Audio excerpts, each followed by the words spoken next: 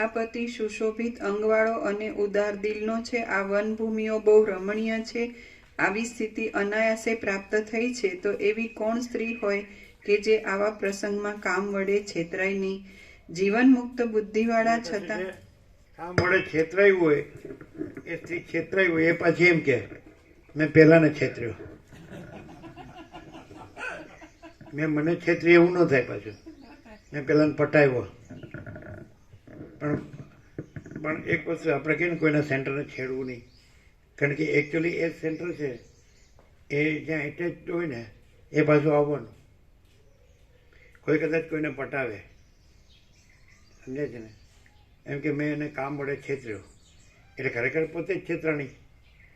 તો એને એવું જ ખબર, એ પોતાનો બચાવ જ કરે, મેં છોડી દીધું, એ ખોટું છે.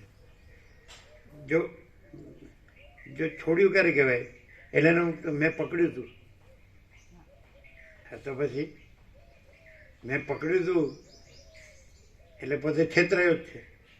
છેતરાઈને હવે એનું સેન્ટર છે તો એનું જે સર્કલ હોય, સમજાય કે નહીં, તો એ વેલ સેટ હોય, રૂટ હોય, એટલે ગમે ત્યારે પટાવેલો હોય ને એ નીકળી જ જાય, એના સેન્ટરમાં જ જાય. સમજે? બીજું સેન્ટર છે એ સેન્ટરને ખેંચે તો એ સેન્ટર છે એ સેટ થયેલું હોય, એ ન્યા જ જાય. હવે આ બધું છે ને શાસ્ત્ર ગુરુમાં ન આવે. અને પાછું જેને એમ થાય ને કે હું તો આઝાદ જ છું તો એને ખબર ન પડે. સમજે? આપણે કાંઈ છેતરાણા નથી. પણ જે ખરેખર છેતરાણા ન હોય ને એ એમ ન કે આપણે છેતરાણા નથી. છેતરાણા હોય એ જ કે આપણે છેતરાણા નથી. વસી ટાકડે બધી ચાલાકી ચાલે ને.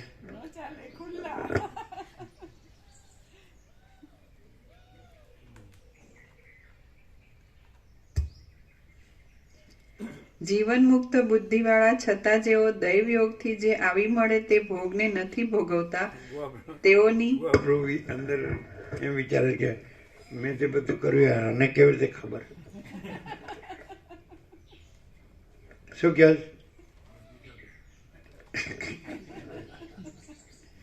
એટલે અમે ક્યાં હોઈએ, તમે ક્યાં હોય? પાડોશી ને ખબર ન હોય તો અમને તો એ નહીં હોય. શું કે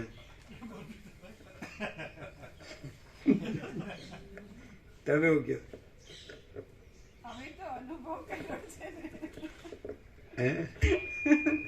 પ્રભુ ક્યાં નથી.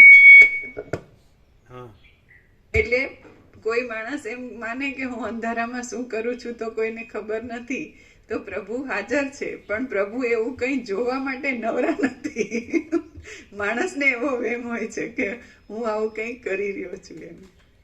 એટલે બાપુ પણ આરેમ એમ કહેતા હતા કે આ આપણે જે કરીએ છીએ એ આપણે જાણતા નથી ને આ જાણે છે. અરે ભાઈ અમે કાંઈ જાણતા નથી. એકવાર નિકોરામાં પ્રભુએ પૂછ્યું હતું કે અમને બોલો આવી ખબર હશે કે નહીં, એટલે અમે આમ હોશિયારીથી પાછા કે પ્રભુ તો સર્વાંતર્યામી છે. તો પ્રભુ કે સર્વના અંતરમાં કચરો છે તો શું કચરા પેટી જોવા નવરા છીએ અમે?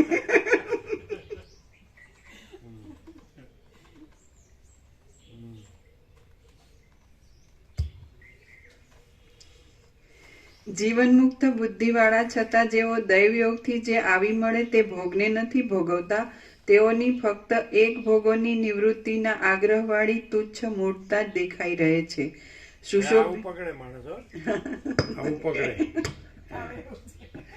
લાયસન્સ ખોલું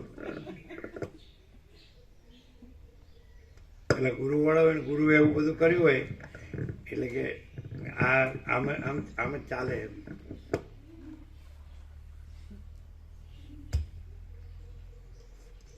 સુશોભિત અંગવાળો અને ઉદાર દિલનો પોતાનો પતિ હોય, કાંઈ આધિ માનસિક પીડા હોય નહીં, તથા નવું યૌવનવાળું વય હોય, પુષ્પોના સમૂહોવાળું લતા આદિ સ્થાનો ગૃહરૂપ હોય, તેમ છતાં જે સ્ત્રી પોતાના પતિમાં કામાતુર ન થાય તે ભરતા વડે ઉપભોગ નહીં પામવાથી તથા બીજા લોક નિંદા આદિ દોષોથી જીવતા છતાં હણાયેલી છે, મરી ગયા જેવી છે. પોતાનો પતિ સ્વાધીન હોવા છતાં પુષ્પોવાળી વનની લતાઓ રૂપી ઘરમાં જે દુઃખ રહિત થઈ રમે નહીં, તે દુર્ભાગ્યવતી સ્ત્રી હણાયેલી છે. પોતાના રમણીય અને પ્રિય વિવાહિત પતિને નિર્જન એકાંત સ્થાનમાં મળ્યા છતાં જે સતી સ્ત્રી રમણ કરતી નથી, તે દુર્ભાગ્યવાળી સ્ત્રીને ધિક્કાર છે. જાણવાનું જેણે જાણી લીધું છે, તેઓ પુરુષ પોતે યથાપ્રાપ્ત અનિંદ્ય અને ઉદાર અર્થને આપનારા પોતાના ભોગનો ત્યાગ કરે તો તેથી તેણે શું વિશેષ કર્યું કહેવાય? કાંઈ નહીં. માટે હું પોતાની બુદ્ધિ વડે આ વનમાં કંઈક એવો પ્રપંચ રચું કે મને માન આપનારો મારો પતિ એ રાજા મારા વિશે રમે. આમ વિચાર કરી કુંભના વેશને ધારણ કરનારી એ ચુડાલા રાણીએ જેમ વનની ઝાડીમાં રહેલી કોકિલા કોકિલને કહે તેમ રાજાને આ પ્રમાણે કહ્યું. કુંભ મુનિ બોલ્યા, ચૈત્ર માસના શુક્લ પક્ષની પ્રતિપદા પડવાનો આ મોટો દિવસ છે. આજે સ્વર્ગમાં મોટા સમારંભથી ઇન્દ્રની સભા ભરાય છે.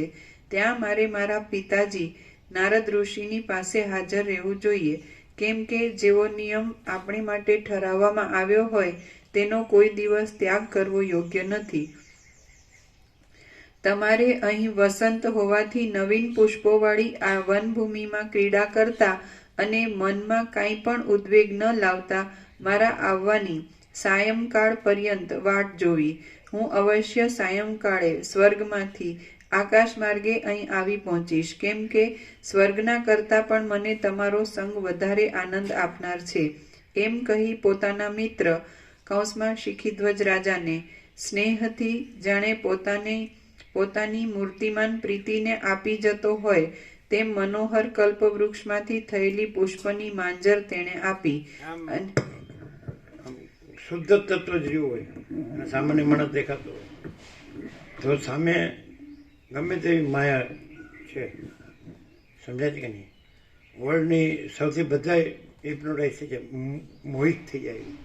એ બધી માયાને એકઠી કરો ને એની વચ્ચેને મૂકી દો, એને કાંઈ થાય? એટલે હાવ મૂળ જળ જેવો હોય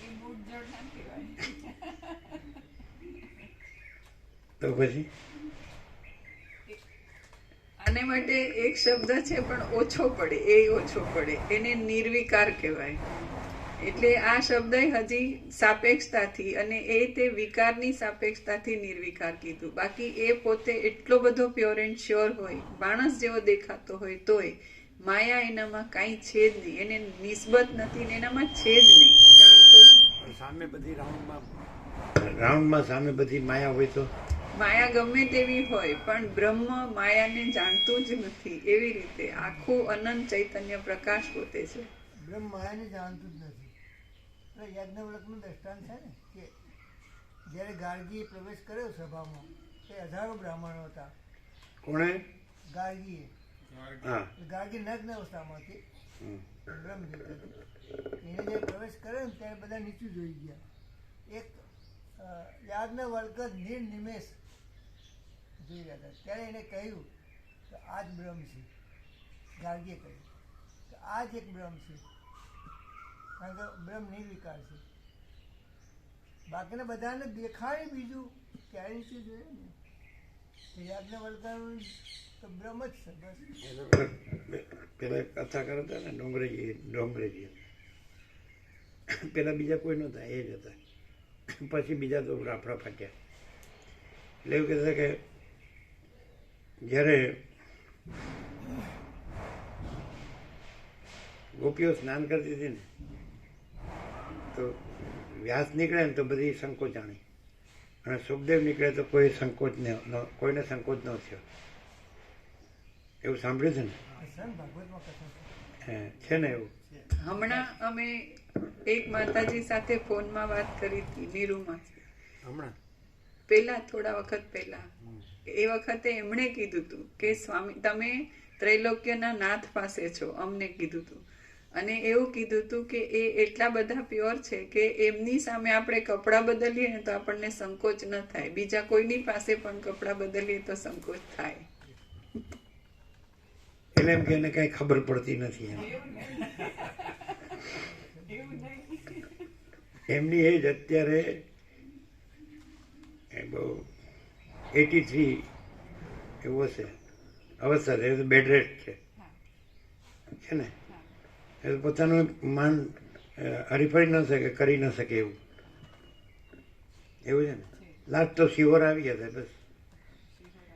તમે નતા, અરુણ પ્રભુ લાવ્યા હતા ત્યારે લાકડી હતી, એ અમે પહેલી વાર જોઈ લાકડી આવીએ, વર્ષો થઈ ગયા ને.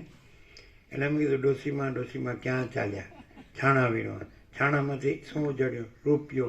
રૂપિયાનું શું લીધું? ગાંઠિયા, ભાંગે તમારા ટાંટિયા. એટલે પછી એ કંઈક બોલ્યા પણ અમે સાંભળી નહીં. એને હવે તો એકદમ બેડ રેસ્ટ એવું જ છે ને.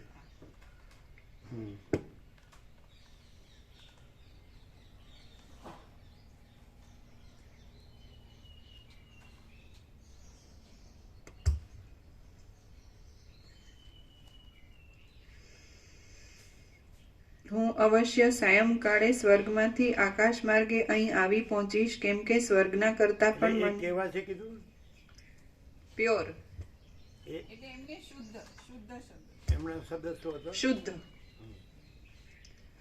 એ એટલા શુદ્ધ છે કે એમની પાસે આપણે કપડાં બદલીએ તો આપણને સંકોચ ન થાય, એમ બીજા પાસે થાય એવું. એટલે ભાગવતમાં દ્રષ્ટાંત છે ને, અને બાળક જેવા શુદ્ધ એવું પણ બોલે, બાળક જેવા શુદ્ધ એમ બોલે ને, બરાબર, બાળક જેવા શુદ્ધ.